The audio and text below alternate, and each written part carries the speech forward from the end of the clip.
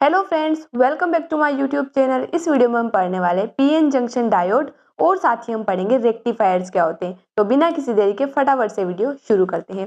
सबसे पहले अगर हम बात करें पीएन जंक्शन की, तो पीएन जंक्शन एक ऐसा डिवाइस होता है, एक ऐसा सिस्टम होता है जो बनाया जाता है पी टाइप और एन टाइप सेमीकंडक्टर को बैक टू बैक ज्वाइन करके। पी टाइप और एन टाइप सेमीकंडक्टर क्या होते हैं, इनके बारे में हम पिछले वीडियो में हम पढ़ चुके हैं। पी टाइप सेमीकंडक्टर ऐसा सेमीकंडक्टर होता है जिसमें डोपिंग की जाती है ट्राइवेलेंट इंप्योरिटी की, और यहाँ पर होल्स मेजोरिटी में होते हैं। एन टाइप की बात करें तो यहाँ पर इलेक्ट्रॉन मेजोरिटी में होते हैं, यहाँ पर पेंटावेलेंट इंप्योरिटी की डोपिंग की जाती है। तो अगर हम बात करें पीएन जंक्शन की, तो ये हमारा क्या है, पी टाइप सेमीकंडक्टर, ये एन टाइप सेमीकंडक्टर, दोनों को ज्वाइन किया तो जिस पॉइंट पर ज्वाइन हुए हैं उसे हम कहते हैं जंक्शन। ठीक है, यहाँ पर होल्स होते हैं मेजोरिटी में और इलेक्ट्रॉन होते हैं माइनॉरिटी में। यहाँ पर इलेक्ट्रॉन्स होते हैं मेजोरिटी में और होल्स होते हैं माइनॉरिटी में। यहाँ तक बात क्लियर है। अब दोनों को जब ज्वाइन करेंगे, दोनों के बीच में कंसंट्रेशन का डिफरेंट है, तो holes from positive charge P side move करेंगे एन टाइप की तरफ, और एन टाइप से जो इलेक्ट्रॉन है वो मूव करेंगे पी साइड की तरफ। इस मूवमेंट को हम कहते हैं डिफ्यूजन ऑफ चार्ज कैरियर्स। तो यहाँ से जब इलेक्ट्रॉन जाएंगे तो होल्स के साथ वो कंबाइन हो जाएंगे। होल क्या होती है, इलेक्ट्रॉन की वैकेंसी होती है। तो जब होल के साथ इलेक्ट्रॉन कंबाइन हो जाएंगे तो दोनों ही रिकम्बाइन होकर डिसअपियर हो जाएंगे।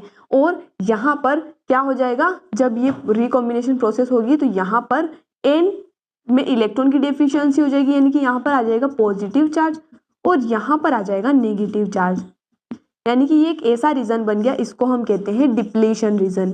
डिप्लीशन रीजन जहां पर कोई भी इलेक्ट्रॉन या होल नहीं होता है, केवल यहाँ पर क्या है, पॉजिटिवली नेगेटिवली चार्ज सरफेस बन गई है। जहां पर अगर पॉजिटिवली चार्ज है, नेगेटिवली चार्ज है, तो यहाँ पर ऑब्वियसली क्या बनेगी, एक इलेक्ट्रिक फील्ड बनेगी। और यहाँ पर एक पोटेंशियल डिफरेंस भी होता है जिसे हम बैरियर पोटेंशियल कहते हैं, जिसका काम होता है कि करंट के फ्लो को कंट्रोल करना। ठीक है, यहाँ तक बात क्लियर है।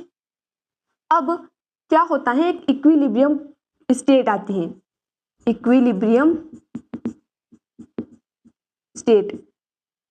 जब होल्स और इलेक्ट्रॉन का मूवमेंट हो रहा है तो यहाँ पर डिप्लेशन करंट बनता है। जैसे कि इलेक्ट्रॉन का मूवमेंट इधर से इधर हो रहा है, इनकी डिप्लेशन करंट की डायरेक्शन ये होगी, डिप्लेशन करंट। अब जैसे जैसे इलेक्ट्रॉन इधर मूव करते जाएंगे, रिकम्बाइन होते जाएंगे, तो यहाँ पर इलेक्ट्रिक फील्ड बनती जाएगी। अब यहाँ पर इलेक्ट्रिक फील्ड बनने के बाद इलेक्ट्रॉन मूव नहीं कर पाएंगे, क्योंकि यहाँ पर नेगेटिवली चार्ज इलेक्ट्रॉन है, इधर नेगेटिव साइड हो गई, तो यहाँ पर रिपल्शन होगा, इसलिए इलेक्ट्रॉन फर्दर आगे नहीं जा पाएंगे। और सिमिलरली होल्स के केस में भी होगा, पॉजिटिव चार्ज से रिपल हो जाएंगे तो वापस आगे नहीं जा पाएंगे। अब यहाँ पर बनता है ड्रिफ्ट करंट, जिसकी डायरेक्शन होती है opposite direction to depletion current. Drift current ये कैसे बनता है, हमें पता है कि यहाँ पर माइनॉरिटी में होल्स हैं, तो होल्स नेगेटिव चार्ज की तरफ अट्रैक्ट होंगे और इधर मूव करेंगे। यहाँ पर माइनॉरिटी में इलेक्ट्रॉन्स हैं जो पॉजिटिव चार्ज की तरफ अट्रैक्ट होंगे और इधर मूव करेंगे, जिस वजह से ड्रिफ्ट करंट बनेगा। इक्विलिब्रियम में जब दोनों करंट की बनने की रेट सेम हो जाती है तो टोटल चार्ज दोनों ही equal and opposite charge current है, तो टोटल जो करंट होगा वो हो जाएगा जीरो। कब, इक्विलिब्रियम स्टेट पर। ठीक है, यहाँ तक बात क्लियर है। तो अब हम पढ़ लेते हैं पीएन जंक्शन डायोड क्या होता है। जब हम इस पीएन जंक्शन को इस सिस्टम को पीएन जंक्शन डायोड बोलते हैं, जब हम इसको टर्मिनल किसी वोल्टेज सोर्स से कनेक्ट कर देते हैं, तो यहाँ पर दो टर्मिनल बन गए, तो इसे हम कह देते हैं पीएन जंक्शन डायोड। अब इसको वोल्टेज सोर्स से कनेक्ट करने के दो तरीके होते हैं। पहला होता है फॉरवर्ड बाइसिंग, दूसरा होता है रिवर्स बाइसिंग। क्या होता है, एक एक करके दोनों को समझ लेते हैं। पहले हम देखते हैं फॉरवर्ड बाइसिंग। फॉरवर्ड बाइसिंग में क्या होता है, इसका डायग्राम कुछ इस तरह से हम बनाएंगे। पीएन जंक्शन डायोड का सिंबल क्या होता है, ये इसका सिंबल होता है, ये पी है, ये एन है, और यहाँ बीच में क्या है, जंक्शन है, और यहाँ पर बीच में क्या होता है, एक और बैरियर पोटेंशियल होता है। अब फॉरवर्ड बाइसिंग जब हम करेंगे तो हम क्या करेंगे, जो पी है उसको पॉजिटिव टर्मिनल और एन को नेगेटिव टर्मिनल से कनेक्ट करेंगे इस तरह से। ये हमने इसको कनेक्ट कर दिया, यहाँ पर एक्सटर्नल वोल्टेज सोर्स लगा दिया, यहाँ पर करंट को मेजर करने के लिए मिली एम्पियर लगा दिया। ठीक है, अब यहाँ पर क्या होगा कि जो P है वहां पर होल्स ज्यादा है, पीस और ये पॉजिटिव टर्मिनल से कनेक्टेड है तो होल्स रिपल होंगे और रिपल्शन होकर इधर जाएंगे एन की तरफ। एन से इलेक्ट्रॉन, इधर से इलेक्ट्रॉन का रिपल्शन होगा तो दोनों क्या होंगे, रिकम्बाइन होंगे। दोनों इधर से रिपल हो रहे इलेक्ट्रॉन, इधर से होल रिपल हो रहे, तो दोनों कंबाइन होने की कोशिश करेंगे और यहाँ पर डिप्लीशन रीजन जो होता है वो डिक्रीज होता जाएगा। बैरियर पोटेंशियल कम होता जाएगा और बैरियर पोटेंशियल कम हो जाएगा तो करंट का यहाँ पर फ्लो होगा। तो यहाँ पर क्या होता है, करंट कंडक्ट होता है। ठीक है, अगर हम बात करें रिवर्स बाइसिंग की, अगर हम बात करें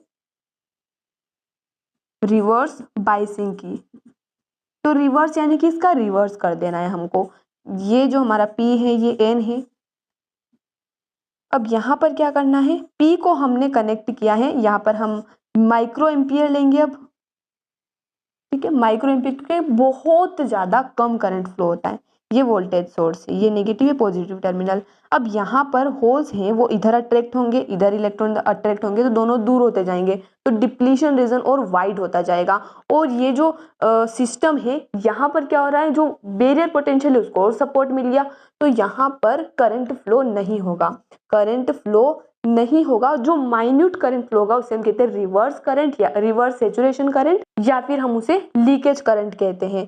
तो यहाँ पर करंट फ्लो नहीं होता है। और वो लीकेज करंट किस वजह से फ्लो हो रहा है, जो माइनर चार्ज कैरियर्स है, जैसे यहाँ पर होल्स है, यहाँ पर इलेक्ट्रॉन्स है, तो same process minor charge carrier के बीच में होगी, लेकिन इतना करंट नहीं बन पाएगा, नेग्लिजिबल होगा। तो ये हमारा फॉरवर्ड रिवर्स बाइसिंग हो गई। अब हम पढ़ते हैं एक डिवाइस बहुत इंपॉर्टेंट है। कौन सा डिवाइस, रेक्टिफायर। रेक्टिफायर एक ऐसा डिवाइस होता है जो अल्टरनेट करंट को डायरेक्ट करंट में चेंज करता है, कन्वर्ट करता है। कैसे कन्वर्ट करता है, रेक्टिफायर भी दो टाइप के होते हैं। पहला होता है half wave rectifier, half wave rectifier. Half wave rectifier नाम से क्या पता चल रहा है, हाफ वेव। पहले इसका डायग्राम बना के देखते हैं। ये क्या है, एक ट्रांसफॉर्मर है, यहां पर एक डायोड कनेक्ट होता है, ये लोड रेजिस्टेंस है और यहाँ पर आउटपुट वोल्टेज होता है। अब यहाँ पर क्या होगा, ये जो ट्रांसफॉर्मर है ये स्टेप डाउन ट्रांसफॉर्मर है, स्टेप डाउन ट्रांसफॉर्मर। जब यहाँ पर अल्टरनेट करंट आएगा, पॉजिटिव साइकिल नेगेटिव साइकिल होती है, इसे हम इनपुट बोलते हैं। तो यहाँ पर जब अगर हम बात करें पॉजिटिव हाफ साइकिल की, तो जब पॉजिटिव हाफ साइकिल आएगी तो यहाँ पर पॉजिटिव, यहाँ पर नेगेटिव चार्ज आ जाएगा। पॉजिटिव P से कनेक्टेड है और नेगेटिव N से कनेक्टेड है, तो कौन सी बाइसिंग होगी, फॉरवर्ड बाइसिंग। तो ये डायोड फॉरवर्ड बाइस्ड हो जाएगा, और अगर फॉरवर्ड बाइस्ड हो जाएगा तो यहाँ पर करंट फ्लो होगा। तो इनपुट हमारा कुछ इस तरह से था, आउटपुट हमारा कुछ इस तरह से बनेगा। हाफ साइकिल की बात करें तो एज इट इज यहाँ पर करंट हमें मिलने वाला है आउटपुट में। अगर हम बात करें नेगेटिव हाफ साइकिल की, तो यहाँ पर नेगेटिव, यहाँ पर पॉजिटिव आ जाएगा। अगर नेगेटिव टर्मिनल P से कनेक्टेड है तो रिवर्स बाइसिंग, तो यहाँ पर डायोड रिवर्स बाइस्ड हो जाता है, जिससे करंट फ्लो नहीं हो पाता है। फिर इसी तरह से चलती रहेगी हमारी साइकिल। तो यहाँ पर हम देख सकते हैं एकदम स्मूथ लाइन हमें नहीं मिल रही है, लेकिन ये डायरेक्ट करंट, क्योंकि इसकी डायरेक्शन चेंज नहीं हो रही है। अगर स्मूथ लाइन करनी है तो हमें फिल्टर लगाना पड़ेगा, और वो हमें भी नहीं पड़ना है। अब इसकी एफिशिएंसी की अगर हम बात करें तो इसकी एफिशिएंसी बहुत कम होती है, क्योंकि आधा करंट तो वैसे ही डिस्ट्रॉय हो गया, तो 50% भी नहीं होती इसकी एफिशिएंसी। अगर हम बात करें फुल वेव रेक्टिफायर की, full wave rectifier, full wave rectifier में क्या होता है, इसका डायग्राम की अगर हम बात करें तो ये हमारा ट्रांसफॉर्मर है। ठीक है, यहां पर दो दो डायोड लगे होते हैं, दो दो डायोड क्यों लगे होते हैं अभी आपको समझ आ जाएगा। ये P है, ये D1 है, इसको नाम दे देते हैं D1 और इसको नाम दे देते हैं D2। ये लोड रजिस्टर है और यहाँ पर आउटपुट वोल्टेज होगा। अब क्या होगा, ये जो ट्रांसफॉर्मर है ये centre tap step down transformer है। ठीक है, सेंटर टेप क्यों, क्योंकि इसको सेंटर से भी यहाँ पर टर्मिनल इससे अटैच कर रखा है। अब इसमें क्या होगा, इनपुट की अगर हम बात करें तो सेम इनपुट रहेगा, ये अल्टरनेट करंट, ये हमारा इनपुट रहेगा। आउटपुट इसमें कैसे बनेगा, जब हाफ साइकिल आएगी, पॉजिटिव हाफ साइकिल, तो ये प्लस चार्ज यहाँ पर और माइनस चार्ज यहाँ पर, तो D1 क्या हो जाएगा, फॉरवर्ड बाइज्ड हो जाएगा, D2 रिवर्स बाइज हो जाएगा, लेकिन D1 की वजह से करंट फ्लो होगा, तो एज इट इज हमें करंट मिलेगा। अगर हम बात करें नेगेटिव हाफ साइकिल की, तो उसमें क्या होगा, यहाँ पर नेगेटिव चार्ज, यहाँ पर पॉजिटिव चार्ज आ जाएगा। अब D2 फॉरवर्ड बाइज हो गया, तो D2 की वजह से करंट फ्लो होगा, या इस D1 की वजह से नहीं होगा, D1 करंट को रोक देगा, लेकिन D2 की वजह से करंट फ्लो होगा। डायरेक्शन उसकी चेंज नहीं हुई है, क्यों नहीं हुई है, क्योंकि करंट इस तरह से फ्लो हो रहा है, यहाँ पर भी इस तरह से, तो करंट जा तो इसी डायरेक्शन में रहा है, जा तो इसी डायरेक्शन में रहा है, यानी डायरेक्शन तो चेंज नहीं हुई है, तो पॉजिटिव ही रहेगी। सिमिलरली इसी तरह से साइकिल चलती जाएगी, ये पहली D1 की वजह से, फिर D2 की वजह से, फिर D3 की वजह से, फिर D1 की वजह से, फिर D2 की वजह से, इस तरह से ये साइकिल चलती रहेगी। तो यहाँ पर हाफ वेव रेक्टिफायर के कंपैरिजन में जो फुल वेव रेक्टिफायर है उसकी एफिशिएंसी ज़्यादा होती है, क्योंकि हम यहाँ पर देख सकते हैं, यहाँ पर कोई भी करंट डिस्ट्रॉय नहीं हुआ है, पूरा एज इट इज हमें मिला है, लेकिन कुछ हीट के फॉर्म में और नॉइस के फॉर्म में लूज हो जाएगा, तो यहाँ पर 80% के अप्रोक्सीमेटली हमारी इसकी एफिशिएंसी होती है, और इसकी तो 40% ही होती है। तो पूरा चैप्टर यहाँ पर हमारा फिनिश होता है। मिलते हैं अगले वीडियो में नए टॉपिक के साथ। धन्यवाद।